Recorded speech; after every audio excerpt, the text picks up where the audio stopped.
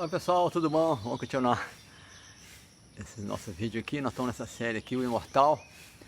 Então, no último vídeo nós paramos, né, que o menino lá, que é o Djamarash, né? Então, voltando um pouquinho, o grande demônio Hiranyakashipu está acalmando seus parentes, né? Sua mãe e sua cunhada, seus irmãos, contando a história de Djamarash, que apareceu como um menino, né, no meio de as mulheres estavam alimentando o rei morto, e ele contou a história do pássaro, né? O pássaro que foi, a fêmea foi pega e o macho foi lamentando, e acabou que ele morreu também. Então, continuando, aquele menino, né? Ele continua falando, né? Fala assim: vocês são tolos lamentando a morte e não vê que a suas próprias a morte também está chegando, né? Vocês estão lamentando pela morte dessa pessoa, mas vocês não estão vendo que a sua própria morte está chegando também. Né? Fala assim, mesmo que vocês se lamentarem por centenas de anos, ele nunca vai voltar, essa pessoa não vai voltar. Você pode ficar lamentando por centenas de anos, essa pessoa não vai voltar. E enquanto isso, né, suas próprias vidas estão se acabando, né? Você fica lamentando aí, a própria vida de vocês está acabando. Vocês estão aí perdendo seu tempo, na realidade, está falando isso, né? Então, no significado dessa conversação, né, Srila Prabhupada, nosso mestre, ele fala. Aí ele conta um passatempo de Djamarash. Esse próprio Djamarash, que é esse menino aí, em outra época ele encontrou com os Pandavas. Os Pandavas são é Arjuna, né, o amigo de Krishna, da Bhagavad Gita, e os irmãos dele. O irmão mais velho chamava Yudhishthira, muito especial. Yudhishthira Maharaj, embora fosse um guerreiro, um kshatriya, ele era tão assim elevado que ele parecia um brahmana, sabe, um sacerdote, uma pessoa assim muito evoluída, né? Então, e na realidade também um passatempo também interessante que ele é filho de Djamarash. É outra história interessante, uma história dentro da outra história, né? Então, a Rainha Kunti, ela tinha a bênção de invocar qualquer semideus para ter um filho, né? E como o esposo dela não podia ter filhos, eles vão chamar Yamaraj, né? Porque Yamaraj é o senhor da justiça, né? Do Dharma, né? Então, se ele topar vir, então tá tudo certo. Então eles chamaram Yamaraj primeiro, que é o pai e o Yudhishthira Maharaj. Então aí teve esse encontro, né? Uma história muito longa aí, isso é no Mahabharata, né? Então, Yamaraj, ele perguntou para Yudhishthira Maharaj, né? É assim, qual é a coisa mais impressionante dentro deste mundo? Porque ele era um imperador, você é um rei, né?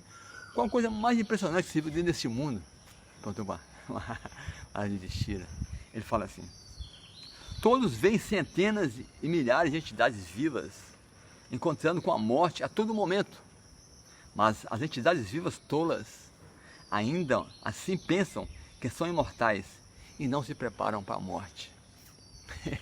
Ele falou que essa é a coisa mais impressionante que ele viu até hoje, que todo mundo vê a morte acontecendo a todo momento todo mundo está morrendo, e as pessoas acham que elas mesmas não vão morrer e não se preparam para a morte. E se for que a coisa assim, mais impressionante que ele conheceu até hoje. Interessante essa conversa. Então continuando a história, né? Então, continuando a narrativa, né? Nós estamos aqui contando o Hiranyakashipu instruindo seus parentes, né? Então, e aí ele fala, né? E Hiranyakashipu fala assim, né? Assim vendo o menino, né, falando palavras filosóficas, todos ficaram impressionados. As pessoas ficaram assim, uau! As pessoas ficaram assim, pô, mas esse menino aí é muito inteligente, né? E aí caiu a ficha delas, elas puderam entender, né, que as coisas materiais são temporárias, né, e não tem existência permanente. Então, aí as pessoas caíram na sã consciência, né, que não adiantava ficar lamentando ali, né, e aí o que aconteceu?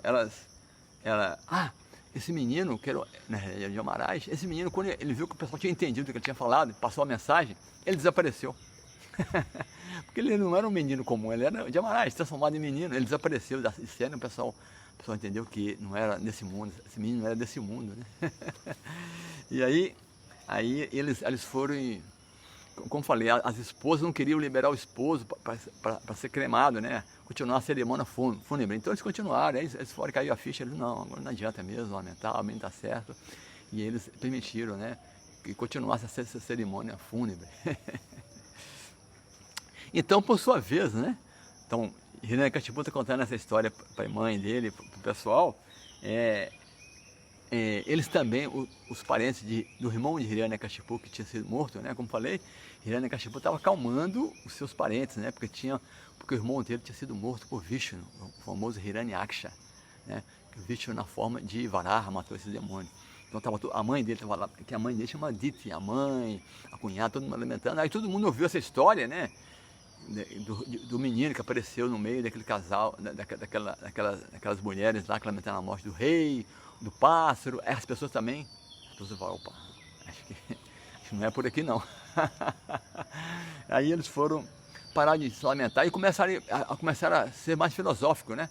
Assim, entender assim, qual é a real filosofia da vida, né? Qual o ponto importante da vida, né? O que é mais importante mesmo, né? Assim, quais são os valores da vida, né? Eles começaram a ficar assim, a entender sobre isso, né? E aí,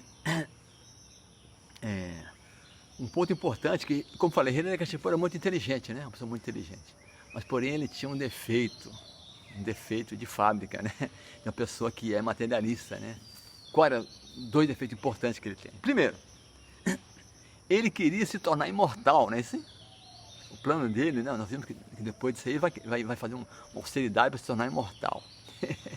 Embora ele esteja falando toda essa filosofia, alta filosofia, ele convenceu o pessoal a ficar tranquilo, mas ele mesmo queria vingar a morte do irmão dele. Como falei, ele só fez assim, ele só conteve a ira dele.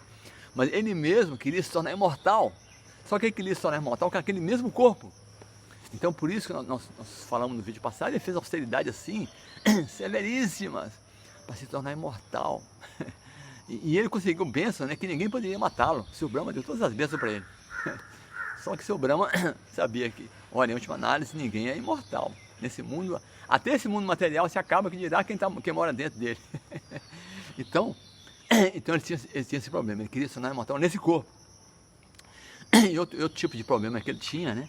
Devido à inveja que ele tinha de Krishna, de Vishnu, inveja mesmo, ele invejava Deus, ele queria matar, ele achava que Deus era uma pessoa desse mundo também, que ele queria matá-lo, entendeu? Então ele poderia matar Vishnu. É a ignorância dele, totalmente ignorância. Ele não entendeu o ponto básico que Vishnu, que Deus, Krishna, o Ser Supremo, é a base de tudo, né?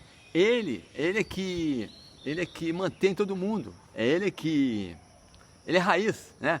Assim, se você quiser, como é que fala? Se você cortar a raiz de uma árvore, o que vai acontecer? Todas as folhas vão morrer, entende?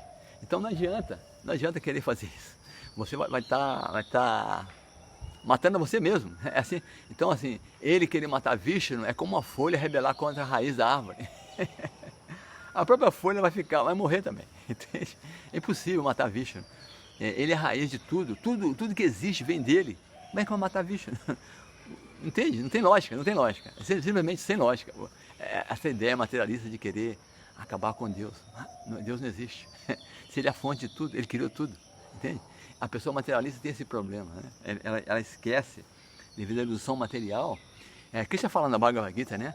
Que as pessoas são os Mayaparita Gyanis, aqueles que têm conhecimento, mas cuja inteligência foi roubada pela ilusão, né? Eles acham que eles são Deus, ou que Deus não existe, ou eles podem matar Deus, entende? Embora sejam muito inteligentes, né? Como aqui o reino de Maya, né? Ninguém escapa, né? A pessoa que rebela contra Deus, contra Krishna, ele cai na ilusão e ele vai ser arrastado e vai ser confundido. Com todo o conhecimento que ele tem acadêmico, ele vai ser confundido. Então, no significado, o nosso mestre Prabhupada fala sobre isso, né? Que as pessoas perguntaram para ele assim, por que as pessoas que são inteligentes, né? Muitas pessoas inteligentes, muitos filósofos inteligentes, por que não aceitam esse conhecimento, né? Tão simples da Bhagavad Gita, que está assim, explicando claramente que nós não somos esse corpo, somos uma alma espiritual. Por que eles não aceitam isso? A alma é eterna, o corpo é temporário. Esse é o ponto, essa é a resposta, né? Porque essas pessoas, elas se apegam aos pontos filosóficos ateístas, né? Elas se refugiam, elas querem, por inveja mesmo, elas não aceitam a supremacia de Deus. Então todo o conhecimento delas é roubado pela ilusão. E assim elas, embora com todo esse conhecimento, elas vão ser assim, confundidas, né? elas vão ser assim iludidas pela energia ilusória.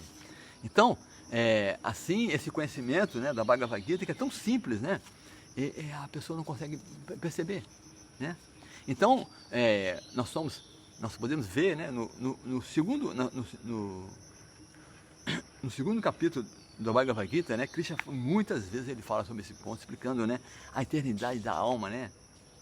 Ele fala assim, muitos versos ele fala sobre isso, assim, ó, por exemplo, né, que a alma é eterna, o corpo é temporário.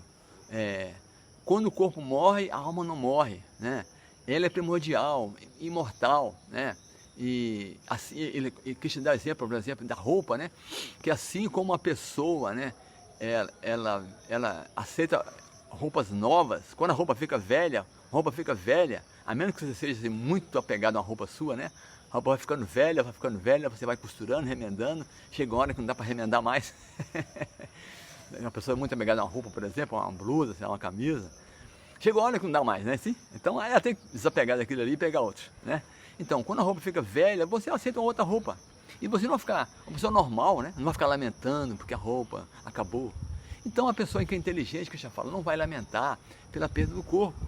Porque na realidade, ele dá um exemplo muito simples, ele fala assim, ó, todo mundo pode ter experiência que você já foi uma criança, né? Ele fala assim, Kaumaran, Jauvanan, Jara. Kaumaran é criança, Jauvanan é juventude, Jara é velhice. Inclusive essa palavra Jara, a palavra geriátrico, que cuida, né? Um geriátrico, um médico que cuida de pessoas velhas, né? Geriátrico vem de Jara, é o sânscrito, né? E Jauvana, jovem vem de Jauvana. Então, Kaumaran, Jauvanan, Jara. Então, assim como você já foi criança, é um jovem, vai ser um velho um dia. Então, pessoal, Krishna fala, assim como a pessoa passa continuamente essas fases da vida, e ela sabe que é ela mesma, né? Por exemplo, se você é uma pessoa adulta, você lembra que você já foi uma criancinha, um bebê, mas você é aquela pessoa, só que o seu corpo agora é outro. Nós temos que aceitar isso, né?